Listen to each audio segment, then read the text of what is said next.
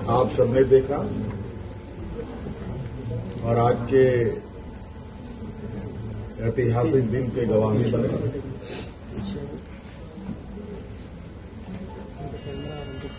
आज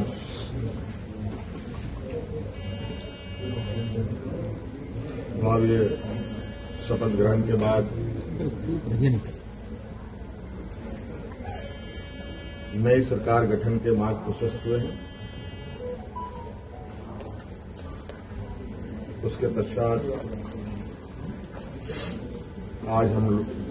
प्रोजेक्ट भवन में आए हैं और बहुत सारे बिंदुओं के साथ पदाधिकारियों को निर्देश भी दिया गया। उनमें से कुछ महत्वपूर्ण बिंदु हमारे सामने थी, जिसका हम लोगों ने निष्पादन किया।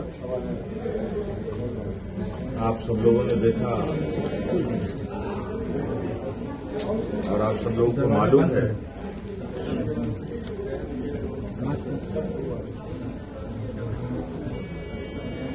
कि केंद्र सरकार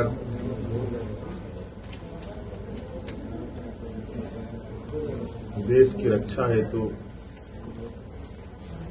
अग्निवीर जैसी कार्यक्रम को चला रही है।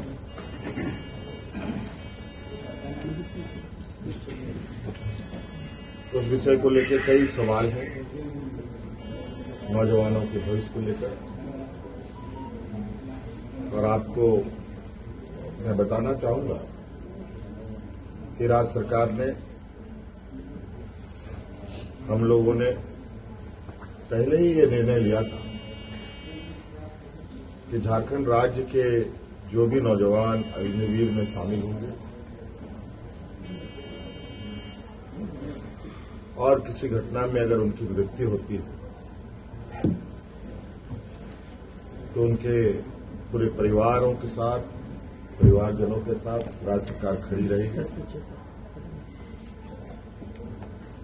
और राज्य पुलिस कर्मियों को जो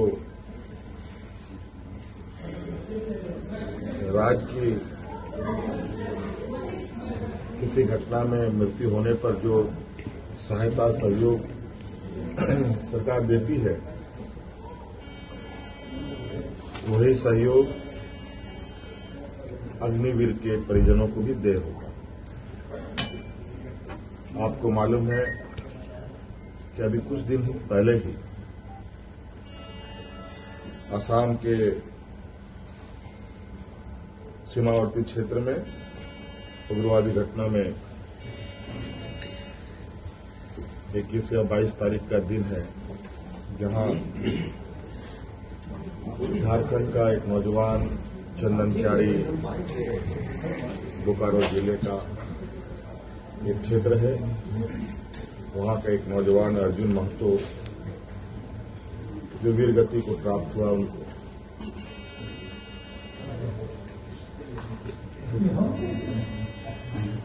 और आज हमने उनके परिजनों को बुलाया। उनके भाई को हम लोगों ने एक नियुक्ति पत्र दिया और 10 लाख रुपए अनुदान भी उन्हें उपलब्ध कराया गया और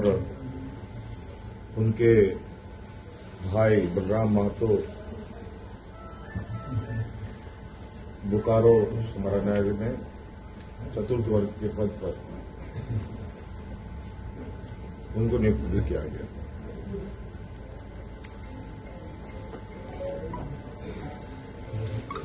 लगभग मुझे लगता है इस घटना को हुए हफ्ता दिन हुआ होगा और हमारी कोशिश थी कि अविलंब उनको ये सहायता उपलब्ध कराया जाए, क्योंकि आप सबको मालूम है कि राज्य में आचार संहिता लागू था, सरकार गठन की प्रक्रिया चल रही थी और सरकार गठन होने के पहला कदम हम लोगों ने उस पीड़ित परिवार के साथ खड़ा होने का अपना संकल्प पूरा किया। इसके अलावा आज सभी विधायकों को 81 विधानसभा में जो चुने गए सदस्यों को शपथ ग्रहण हेतु प्रोटेम स्पीकर के रूप में प्रोफेसर स्टीफन मरांडी जी को चुना गया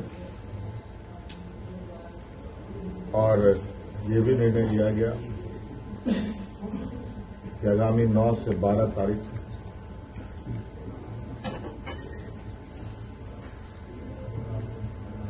सरकार का प्रथम सत्र आहूत होगा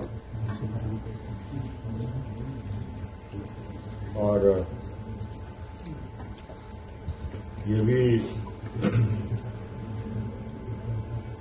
निर्देशित किया गया कि जो हमने निर्णय लिया था कि मैया सम्मान योजना के तहत दिसंबर माह से महिलाओं के खाते में 2,500 रुपये देने का, उसे भुगतान किया जाएगा प्रति माह। केंद्र सरकार में हमारा जो बकाया है 1,36,000 करोड़ रुपया,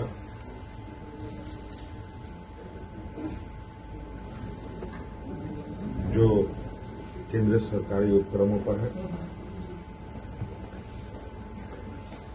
उसकी वसूली के लिए राज्य के गरीब गुरुआ लोगों को उनकी आर्थिक स्वावलंबी कैसे बने और इसको लेकर सरकार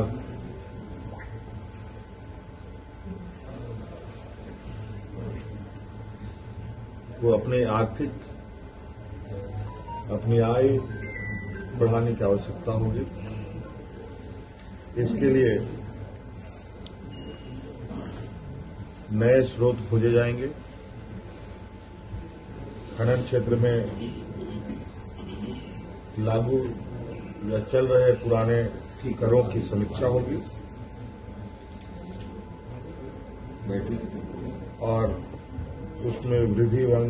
न्यायिक मामलों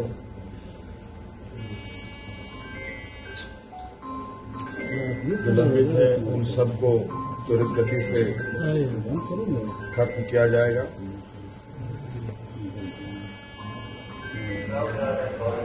खनन क्षेत्र में कितनी अधिक करें बढ़ाई जा सकती है, इस पर सरकार आगे बढ़ेगी। आप सबको मालूम है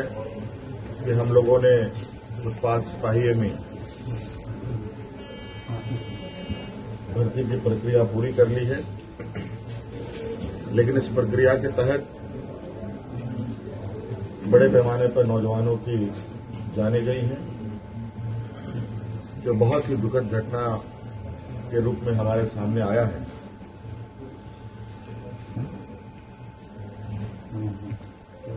क्योंकि भविष्य में भी बड़े पैमाने पर पुलिस की बहाली होनी है, इसलिए अविलंब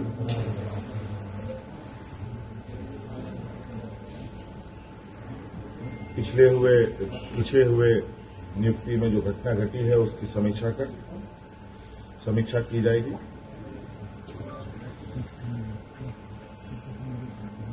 राज्य में सभी पदों पर नियुक्ति के लिए जेपीएससी और जेएसएससी तथा अन्य प्राधिकार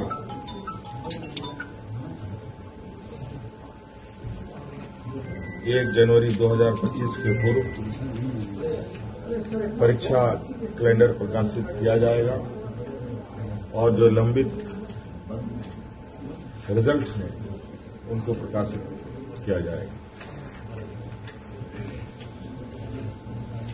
साथ साथ में ये भी निर्णय लिया गया, असम में जो वहां के चाय बागान में बरसों बरस से यहाँ के मूल वासियों को ले जाया जा करके जो वहां बसे हैं, जो विशेषकर जनजातीय समूह जो झारखंड मूल के हैं,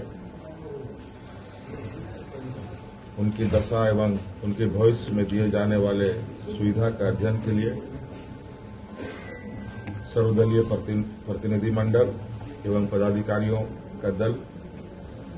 असम जाकर जमीनी स्तर पर अध्ययन करेगी और सरकार को प्रतिवेदन सौंपेगी। ये कुछ महत्वपूर्ण बिंदु आपके हम समक्ष हमने रखा है। बाकी चीजें और भी है जो हम समय समय पर आप सब लोगों के समक्ष अवगत कराने का काम करें। फ्लोर टेस्ट जो है